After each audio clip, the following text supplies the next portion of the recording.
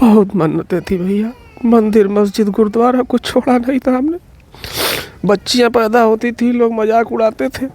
कुछ हमारे मित्र थे मेडिकल लाइन में, उन्होंने कहा कि वो मेरा बेटा ही नहीं मेरा दोस्त था, हम दोनों साथ में टहलते थे, एक ही थाली में खाते थे, उसकी माँ उसको खिलाती थी।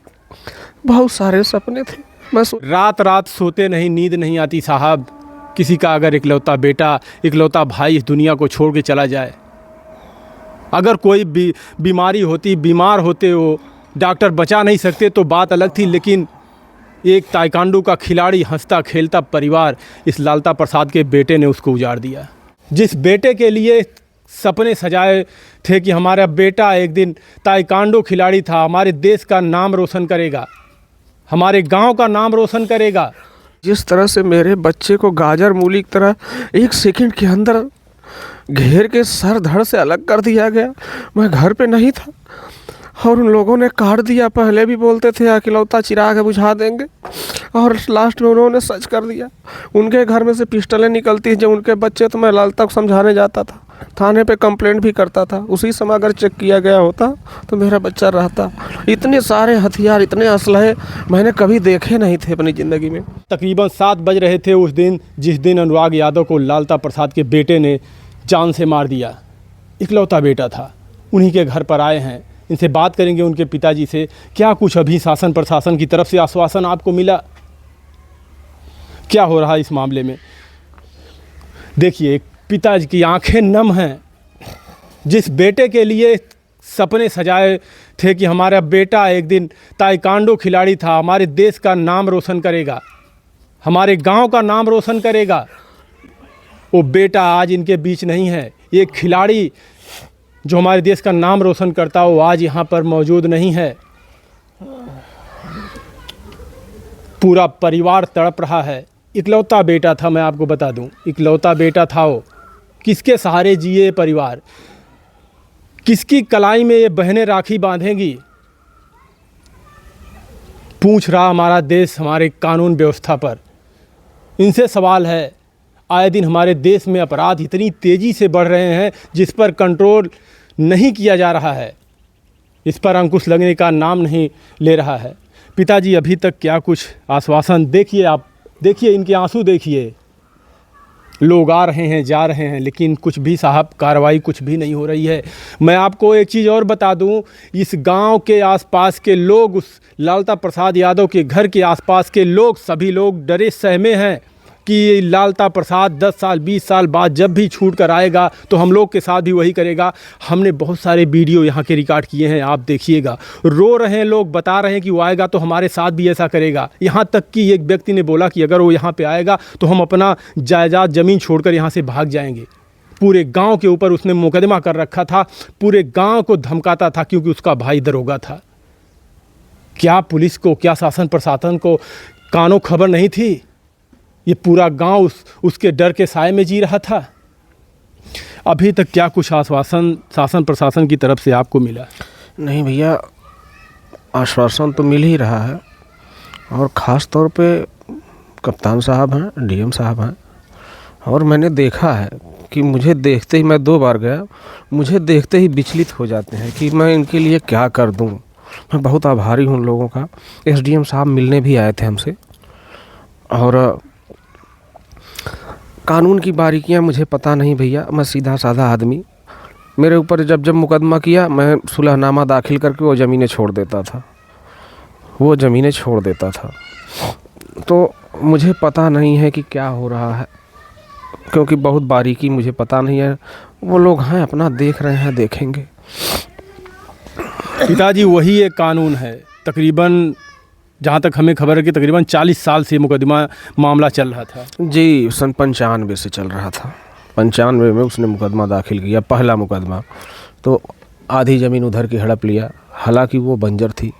हम लोग छोड़ दिए, लड़ाई झगड़े से दूर रहने वाले। हम कहे यार, हम अकेले अपना परिवार जिलाएंगे, मुकदमा लड़ेंगे, बंजर ज़मीन है, गवर्नमेंट संज्ञान में ले लेगी तो बिल्डिंग सील्डिंग जिसकी भी बने गिर जाएगी। नहीं तो वहाँ पे हमारा छप्पर था, वहीं हमारी गाय भैंस मवेशी खाती थी, मोटे मोटे पेड़ थे।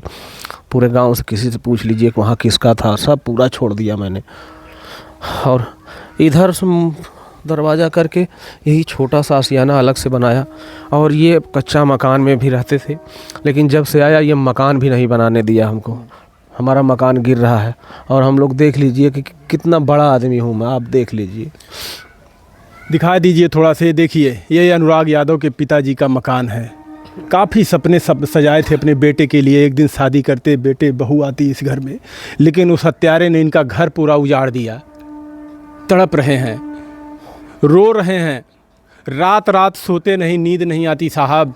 किसी का अगर इकलौता बेटा, इकलौता भाई इस दुनिया को छोड़ के चला जाए, अगर कोई बीमारी होती, बीमार होते हो, डॉक्टर बचा नहीं सकते तो बात अलग थी, लेकिन एक ताइक्वांडो का खिलाड़ी, हंसता खेलता परिवार, इस लालता प्रसाद के बेटे ने उसको उजाड़ दिया। समझ सकते हो मंजर क्या रहा होगा जब इस परिवार को पता चला हो। भैया वो मेरा बेटा ही नहीं, मेरा दोस्त था। हम दोनों साथ में टहलते थे, एक ही थाली में खाते थे, उसकी माँ उसको खिलाती थी। बहुत सारे सपने थे। मैं सोचता था यार मैं अकेला हूँ, एक मेरा और हो गया, दोस्त हो गया, हम दो लोग बाज़ार भी जाते थे, साथ में जाते थे। लोग बोलते थे कि बापू सतमा हुआ, मैं बोलता था कि नहीं यार हम लोग दोस्त हैं ना, तो बोलता था हाँ यार हम लोग दोस्त हैं, ऐसे ताली लड़ा लेते थे। लेकिन अब सारी चीज़ें यादें बन कर रह गई, अब नहीं बता पाऊँगा कुछ, बहुत सारी यादें। शर्म आती है हमें कानून व्यवस्था पर, ऐसी कानून व्यवस्था पर साहब। कहाँ थी हमारे देश की राजस्व विभाग टीम, कहाँ था शासन प्रशासन? 40 साल से मामला चल रहा था। अगर इससे पहले तत्परता दिखाई गई होती, जब किसी की जान चली जाती है तब जागता हमारे देश का कानून। अगर पहले इस पर निवारण किया जाए तो ऐसी घटनाएं ना हो। क्यों नहीं ऐसा कानून बनाया जाता कि इसकी टाइम लिमिट एक दिया जाए किसी भी केस का, कि इतने टाइम के अंदर इस केस को कहीं ना कहीं इसको कैसे करके इसको सॉल्व किया जाए। क्यों पीढ़ी दर पीढ़ी इस केस को लटकाया जाता है? कई पीढ़ियां बीत जाती हैं, कई पीढ़ियां ख़त्म हो जाती हैं ऐसे केसों में लड़ते लड़ते। बाप दादा परपाजा लड़ते लड़ते ऐसे मर जाते हैं, लेकिन केस कभी ख़त्म नहीं होता साहब। कितने लोगों को मार दिया जाता है, कितने लोग अपने आप मर जाते हैं, लेकिन केस चलता रहता है। यहाँ के आसपास के लोग हैं, किसी को उसने नहीं छोड़ा है जिनके ऊपर मुकदमा नहीं किया हो, जिनके ऊपर FIR करके जेल ना हो भेजा हो। सिर्फ वो दरोगा था, इसलिए अपनी वर्दी का रौब दिखाता था और लोगों को डराता था। लोग ये भी कह रहे हैं, कहते थे पहले भी, अब भी कह रहे हैं, अब तो लोग खुल के सामने आ रहे हैं इस गांव के। उस समय तो इतनी भीड़ यहाँ पे थी कि लोग बात करने के लिए नहीं तैयार थे, डर रहे थे, लेकिन अब बता रहे हैं सारी बातें वो, कि पुलिस हमारी सुनती नहीं थी, उसी की सुनती थी। यही राजस्व विभाग की टीम अब भी है, यही शासन प्रशासन है। क्या आपको लगता है कि आपको न्याय मिल जाएगा? ऐसे लाखों करोड़ों केस इस देश में चल रहे हैं। भैया न्याय के लिए क्या बोलूं, लगता है कोई भविष्य वक्ता तो हूँ नहीं। कल क्या होगा मुझे खुद नहीं पता है, तो कैसे बता दूं क्या होगा क्या नहीं होगा। बस भरोसा करके बैठा हूँ। देखिए साहब, तब भी भरोसा था, अब भी भरोसा है इस परिवार को। कानून के ऊपर कम से कम शर्म आनी चाहिए अब तो। कैसे इस अपराधों पे कैसे कंट्रोल लगाया जाए जो हमारे देश में बढ़ रहे हैं आए दिन। तमाम आरोप लगते हैं पुलिस प्रशासन पर, कानून व्यवस्था पर आरोप लगते हैं। अभी आपने पीछे देखा होगा, अतुल सुभाष ने कितना बड़ा धब्बा लगा के चला गया, वो अपनी जान दे दी उसने। ससुराल वाले उसको प्रताड़ित किए, उसके परिवार वाले ससुराल के प्रताड़ित किए, उसके जज के ऊपर तक भी उसने आरोप लगाया। वही जज है यहीं पे जौनपुर, यही है कोर्ट, तो यही है जी, कोर्ट तो यही है। उस व्यक्ति ने सीधे जज के ऊपर आरोप लगाया कि 5 लाख रुपए घुस मांग रहे हैं। तो जज अगर ऐसा है, कि हमें नहीं कहते कि जज ने ऐसा किया, लेकिन अगर मरता हुआ व्यक्ति, लोग ये भी कहते हैं कि कभी झूठ नहीं बोलता। जी भैया, मरता हुआ व्यक्ति झूठ नहीं बोलता, लेकिन मैं किसी पे आज तक आरोप नहीं लगाया। तो हमारे देश की आप जैसे लोग कितने पड़े हैं, लाखों करोड़ों, किसके पास गुहार लेके जाएंगे कि हमारी समस्या सुनी जाए? भैया आप कहाँ बताएं, आप लोग, मैं तो घर पे बैठ के रो रहा हूँ, आप लोग तो दुनिया देख रहे हो, घूम रहे हो, आप लोग खुद ही सारी चीज़ें जानते हो। मैं गरीब क्या बोल सकता हूँ। कितने सपने आपने सजाए थे अपने बेटे के लिए, इकलौता बेटा था, कितनी मन्नतों के बाद वो बेटा आपका पैदा हुआ होगा। 5 बेटियां थी आपको। बहुत मन्नतें थी भैया, मंदिर मस्जिद गुरुद्वारा कुछ छोड़ा नहीं था हमने। बच्चियां पैदा होती थी, लोग मजाक उड़ाते थे कुछ हमारे मित्र थे मेडिकल लाइन में, उन्होंने कहा कि बच्चियां हैं एबार्शन करा दो। हमने कहा मैं अपने बच्चों का कत्ल नहीं करवाऊंगा, रहेंगी चाहे जितनी रहेंगी। मैं सब अब कितनी सारी बातें हैं उसके बारे में क्या क्या बताऊं, थक जाऊंगा बताते बताते। साहब शर्म आ रही, मुझे शर्म आ रही है ऐसी कानून व्यवस्था पर। आज 40 से 45 दिन हो गए, लेकिन इस परिवार को क्या मिला है साहब? सिर्फ तारीख।